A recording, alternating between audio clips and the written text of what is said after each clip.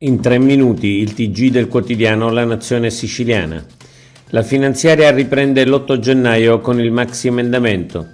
L'Ars ha proseguito ieri l'esame della manovra finanziaria, ha tenuto l'accordo sulla base del quale verrà preparato il maxi emendamento finale nel quale saranno comprese le norme proposte dall'opposizione.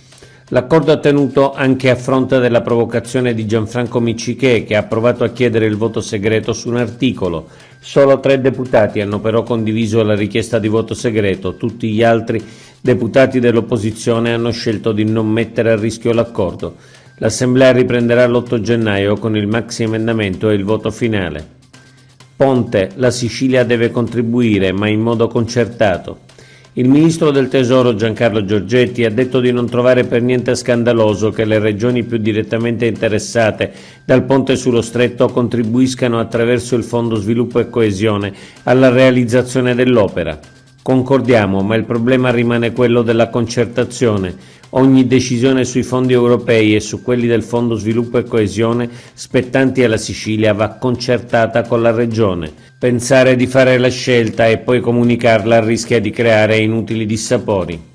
Discoteche, garantire la sicurezza.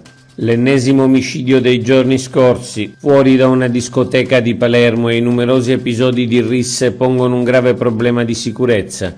Bande criminali, a volte di giovanissimi, spesso armati, entrano nei locali, minacciano, consumano gratuitamente, mettono in pericolo i clienti e taglieggiano i titolari.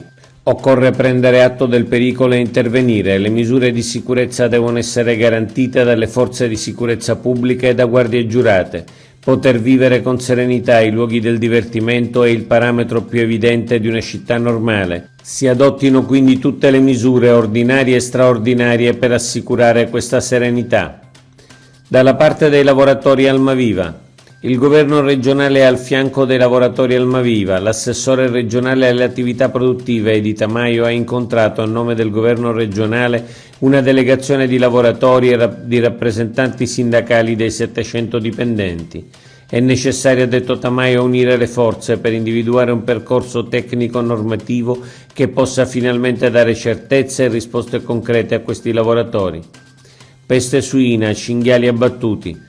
4.500 cinghiali in Sicilia sono stati abbattuti e catturati tra il 2022 e il 2023. Obiettivo è contrastare il rischio della diffusione di peste suina, non presente finora in Sicilia, e ridurre il numero degli animali che stanno devastando i territori.